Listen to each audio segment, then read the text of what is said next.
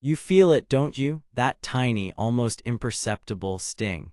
A comment that on the surface seems innocuous, maybe even a joke or a poorly phrased compliment, but underneath a different current flows, a current that leaves you feeling off, questioning, belittled. This isn't about isolated incidents of social clumsiness.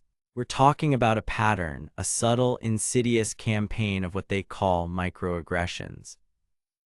But I'm here to tell you there's nothing micro about the intent or the impact of these barbs. They are the cracks in the carefully constructed facade, the persona, through which the unacknowledged, often ugly, truth of their shadow self seeps out. This is microaggressions that aren't so micro, the tiny insults that expose their true feelings. And in this journey today, we're not just going to identify these toxic little darts. We're going to dissect them, understand the festering wounds they come from in others, and arm you with the mental fortitude to see them for what they are: pathetic attempts to project their inner darkness onto your light, and in doing so, protect your damn energy and walk away stronger. It's time to stop being a polite target for the psychic shrapnel of others. It's time to wake up to the subtle warfare being waged in your everyday interactions and reclaim your power. First, let's rip the polite veneer off these so-called micro-attacks. The term itself, microaggression, almost does them a disservice, lulling you into thinking they're small, insignificant, something to be brushed off. That's precisely what the manipulator, the hidden enemy, the frenemy wants you to think. Oh, you're being too sensitive. It was just a joke. These are the gaslighting phrases they use to make you doubt your own perception, your own emotional intelligence. But these aren't just social gaffes. In the context of toxic people and their hidden agendas, these are targeted strikes. They are the verbal and non-verbal equivalents of 1,000 paper cuts, each one seemingly minor, but collectively designed to bleed you dry of your confidence, your peace, your very sense of self. Think of it this way. Carl Jung spoke of the persona, the social mask we wear to navigate the world. But behind that persona lies the shadow, the repository of all our unacknowledged traits, our repressed desires, our insecurities, our envy, our hidden resentments. For many, this shadow festers unexamined. And these microaggressions, they are the toxic seepage from that shadow. The individual may not even be consciously aware of the full extent of the venom they're spewing. It's their unconscious mind, their wounded inner child, their underdeveloped emotional landscape finding an outlet. But conscious or not, the impact on you is real.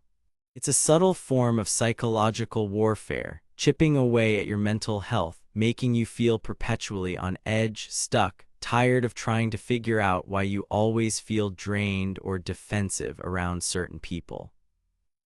These aren't micro, they are magnified revelations of their true feelings, their secret disdain, their envy, or their desperate need to feel superior by making you feel inferior. They are warning signs, red flags fluttering in the foul wind of their unresolved inner conflicts. Ignoring them is a form of self-sabotage, allowing their toxicity to define your internal state. Recognizing them is the first step toward breaking that cycle and protecting your energy. Now let's delve into the arsenal of these covert operators. We need to decode the lexicon of these 1,000 tiny daggers, because once you can name them, you strip them of their insidious power.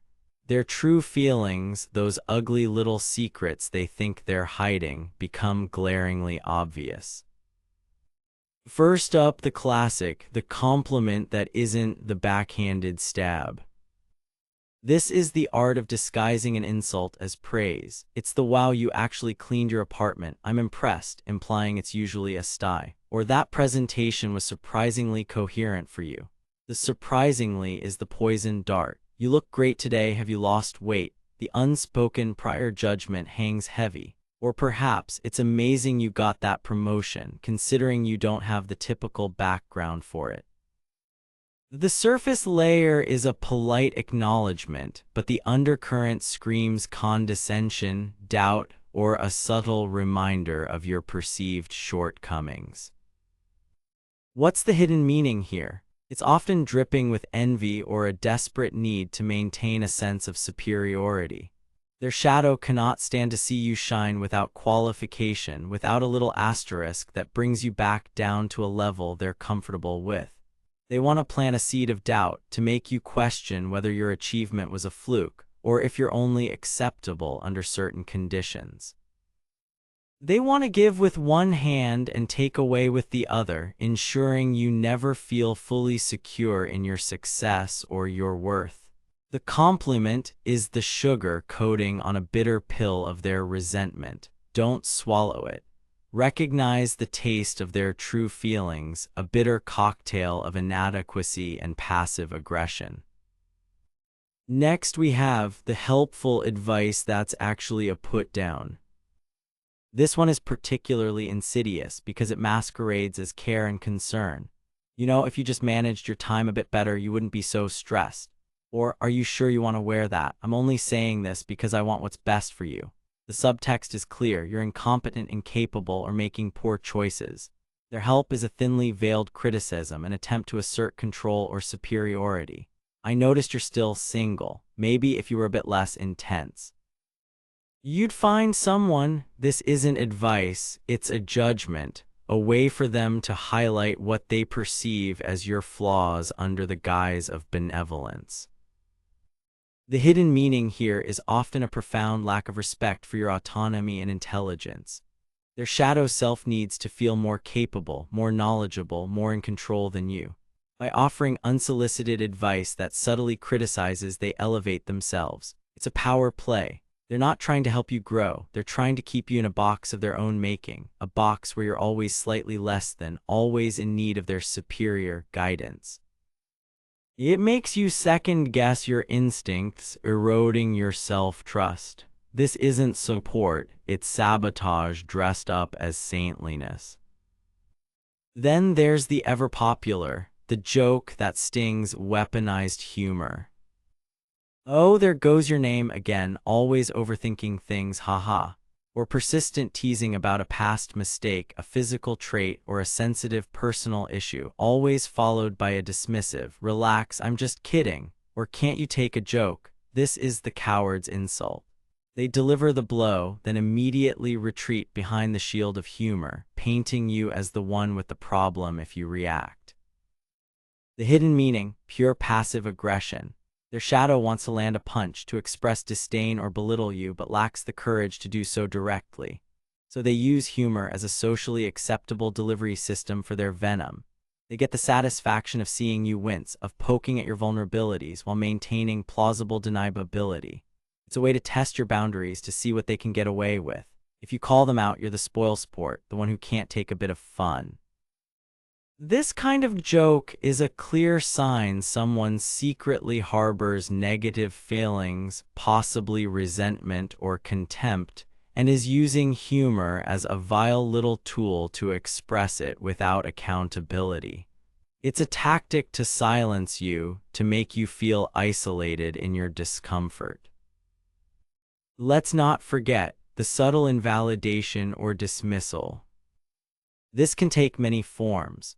You share a problem and they immediately respond with, "Oh, you think that's bad? Let me tell you about my week." The classic one-upmanship that screams your problems are insignificant. Or you express an emotion and they hit you with, "You're being too sensitive, you're overreacting, or it's not that big of a deal." They might interrupt you constantly, talk over you, or visibly disengage when you're speaking, their eyes glazing over, a subtle sigh. The hidden meaning here is a profound lack of empathy and a desperate need for the spotlight. Your experiences, your feelings, your very voice are deemed unimportant or less valid than theirs. Their shadow self cannot tolerate sharing the stage or acknowledging your reality if it doesn't serve their ego. Dismissing your feelings is a way to control the narrative, to avoid discomfort, or to simply assert that their perspective is the only one that matters. It's a slow erosion of your sense of self, making you feel invisible, unheard, and ultimately alone.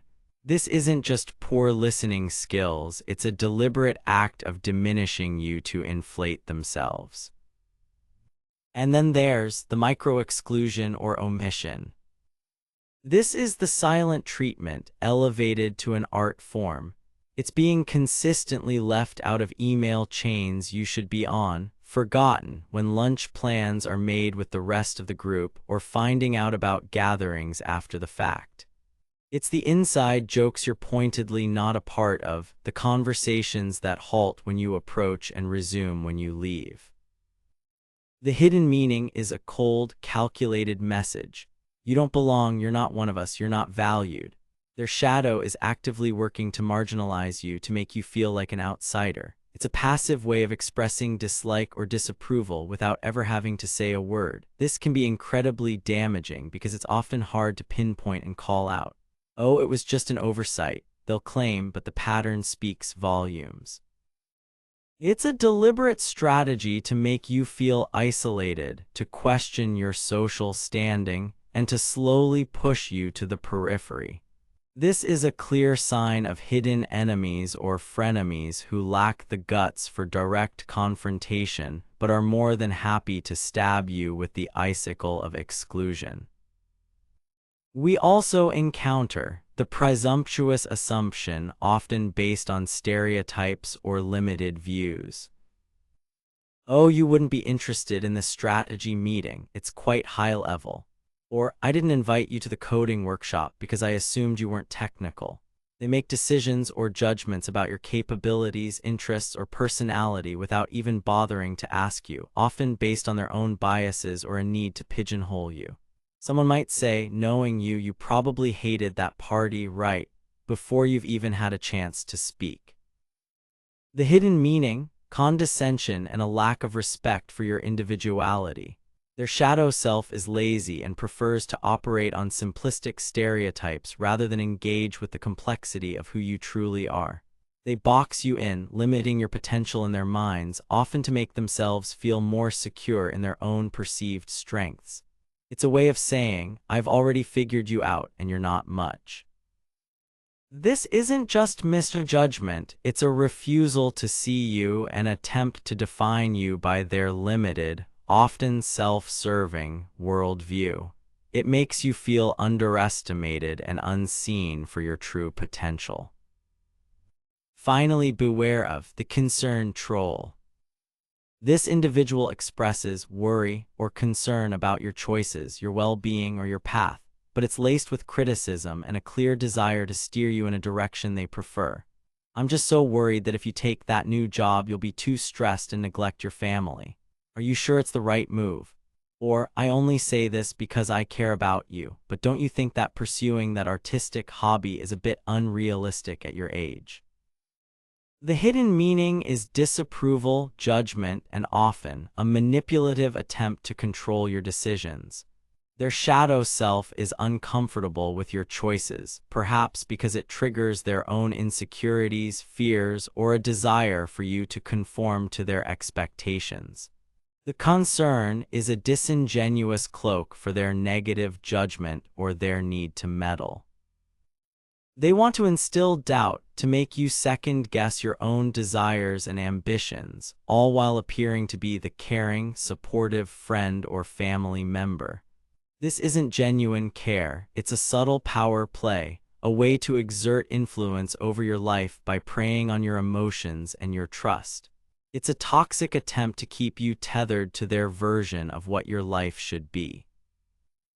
Understanding these types is like getting a decoder ring for human behavior. Suddenly, those confusing, unsettling interactions snap into focus. You see the insult, the dismissal, the manipulation for what it is. And that, my friends, is the beginning of taking your power back. So why do people engage in this soul-sucking charade? What's going on in the murky depths of their psyche that compels them to chip away at others with these tiny insults? Understanding the why isn't about excusing their behavior. Hell no. It's about equipping yourself with the knowledge to see them clearly, to depersonalize their attacks, and to navigate these interactions from a position of strength, not victimhood. A primary driver is insecurity and low self-esteem. Deep down, these individuals often feel inadequate, insignificant, or powerless. Their shadow is a quivering mass of self-doubt, and like a wounded animal lashing out, they try to elevate themselves by diminishing others. If they can make you feel small for a fleeting moment, their fragile ego gets a temporary, pathetic boost. It's a desperate attempt to rebalance their internal scales, where their perceived lack is compensated by your induced discomfort. Their true feeling isn't superiority, it's a gnawing inferiority they're trying to project onto you. Then there's the green-eyed monster, envy and resentment. Some people simply cannot stand to see others succeed, be happy, or possess qualities they themselves lack or covet. Your light illuminates their own perceived darkness, and their shadow writhes in resentment. Instead of working on themselves, instead of finding their own spark, they opt for the easier, darker path, trying to dim your light with subtle jabs, backhanded compliments, and dismissals that compliment about your surprising success. It's often drenched in the bile of their envy. They're not celebrating you, they're trying to taint your achievement because it reminds them of what they haven't accomplished or what they believe they can't. Don't underestimate the need for control and dominance. For some, life is a constant power struggle. Their shadow craves authority, and if they can't achieve it through genuine leadership or respect, they'll resort to these underhanded tactics. Microaggressions become a way to subtly assert dominance in conversations, in relationships, in the workplace. By making you question yourself, by interrupting, by advising you into submission, they gain a perverse sense of control. It's not about collaboration or mutual respect. It's about establishing a pecking order with them at the top, even if it's only in their own deluded minds. A significant factor, deeply rooted in Jungian psychology, is the unconscious bias and an unexamined shadow. Many perpetrators of microaggressions aren't necessarily plotting diabolical campaigns of psychological torture in their conscious minds. Often these barbs are eruptions from their unacknowledged shadow self, that part of their psyche containing all the prejudices, insecurities, and negative traits they refuse to confront. They've absorbed societal biases, carry unhealed wounds from their past, or harbor deep-seated insecurities that manifest as these slips of the tongue or thoughtless actions. Because it's unconscious, they might genuinely believe they didn't mean anything by it. But the impact is the same. Their lack of self-awareness, their refusal to do their own shadow work makes them unwitting or sometimes willfully ignorant agents of negativity. We also have to consider learned behavior and toxic environments. People aren't born this way. Often they've marinated in environments, families, workplaces, social circles, where this kind of communication is normalized, even rewarded. They've seen others use these tactics to get ahead, to dominate, or simply to survive. It becomes a learned script, a dysfunctional way of relating that they perpetuate, often without ever questioning its toxicity or its impact on others. They're simply playing out patterns ingrained in them, stuck in a cycle they may not even recognize. And finally, a profound lack of emotional intelligence. This is crucial. Emotional intelligence involves self-awareness, self-regulation, social awareness, empathy, and relationship management. Individuals who frequently resort to microaggressions are deficient in these areas. They struggle to understand their own emotions, so they project them. They lack the empathy to recognize or care about how their words land on others. They haven't developed the skills to communicate assertively and respectfully, so they default to passive aggression or veiled hostility. Their emotional immaturity makes them blunt, clumsy instruments in the delicate dance of human interaction, leaving a trail of bruised feelings and fractured connections in their wake. Understanding these motivations doesn't mean you become their therapist. It means you become a strategist. You see the game, you understand their weak plays, and you prepare your defense. Because their issues are not your burden to carry. Your responsibility is to protect your own damn peace. Now we arrive at the critical juncture, your shield and your sword. Knowing what these microaggressions are and why people deploy them is only half the battle. The true power lies in how you respond or choose not to respond to protect your energy, your sanity, and your forward momentum. This isn't about stooping to their level, it's about rising above it with unshakable integrity and strength. First and foremost, recognize and name it internally.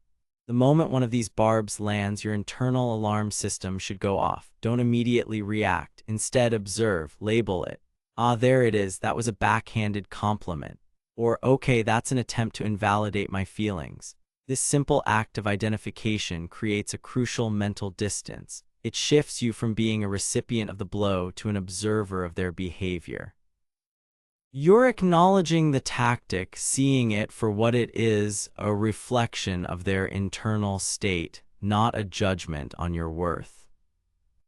This leads directly to the next non-negotiable principle: do not internalize. This is where most people falter. They take the bait. They allow the implied criticism to burrow under their skin. You must actively, consciously refuse to absorb their toxicity. Remind yourself, this is not about me. This is about their insecurity, their envy, their lack of emotional intelligence, their unexamined shadow. Visualize their words as arrows, and you are clad in impenetrable armor. They might hit the armor, make a noise, but they do not pierce your core. Their negativity belongs to them. Let them keep it. With that foundation, you can then consider strategic responses. Not every microaggression warrants a full-blown confrontation. You must learn to choose your battles and deploy your energy wisely. Here are some options. Direct and calm confrontation, the clarifier. This is powerful when used selectively. Without aggression but with firm curiosity, you can say, "When you said I was surprisingly coherent, what did you mean by surprisingly?" Or, "I'm not sure I understand what you meant by that comment. Could you clarify?" This does two things. It calls them out on their ambiguity, forcing them to either own their insult or backtrack awkwardly. It also demonstrates that you're not a passive recipient. Use a neutral, inquisitive tone. The goal isn't to fight, it's to bring their shadow tactic into the light. Assertive disagreement and boundary setting, the statement. Sometimes a simple, firm statement is all that's needed. "Actually, I disagree with that assessment of my work. I'm not comfortable with jokes about that topic. Please don't interrupt me while I'm speaking." No anger, no lengthy explanations, just a clear, concise declaration of your boundary or perspective. This communicates self-respect and signals that their behavior is unacceptable. Strategic ignoring and emotional disengagement, the void. Not every mosquito bite needs a swat. Sometimes, especially with individuals who are clearly baiting you or are deeply entrenched in their negativity, the most powerful response is no response.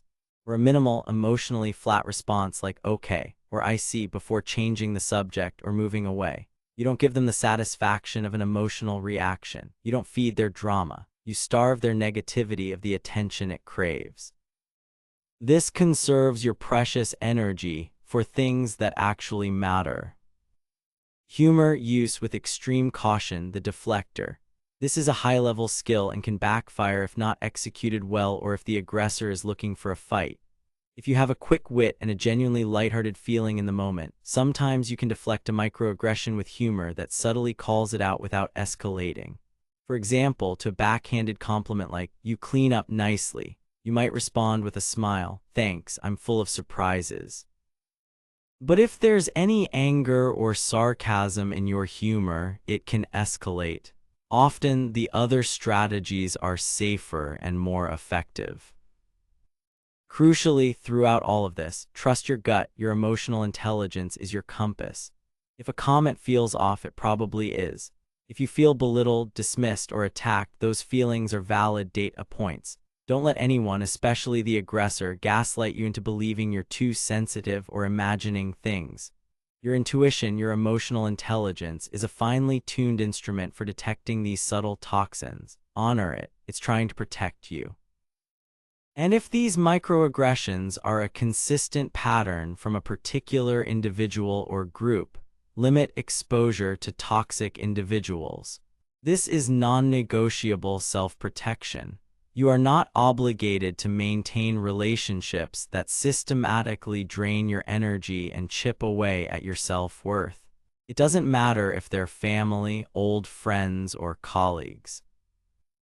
If someone is a persistent source of these tiny insults, you have every right to create distance, set firm boundaries, or, if necessary, cut ties. Your mental and emotional well-being is paramount. Protecting your energy sometimes means curating your circle with ruthless discernment. Finally, consider this an opportunity for your own shadow work. Ask yourself, why do certain comments from certain people trigger me more than others? What old wounds or insecurities are being poked? Understanding your own vulnerabilities doesn't make their behavior okay, but it can help you react less defensively and respond more consciously. Journaling can be an incredible tool here. Write down the microaggression, how it made you feel, and what it might be touching upon within you. This self-awareness strengthens your inner core, making you less susceptible to external attacks. This isn't just about deflecting negativity, it's about forging an unshakable inner fortress. The true path to transcending the impact of these microaggressions lies in going beyond mere reaction and embarking on a journey of profound self-development, what Carl Jung called individuation. This is the process of becoming a psychologically whole, integrated individual, distinct from the collective and deeply connected to your authentic self. The more solid your sense of self, the more you embody your true essence, the less these external barbs can penetrate. They simply bounce off the well-defined boundaries of your being.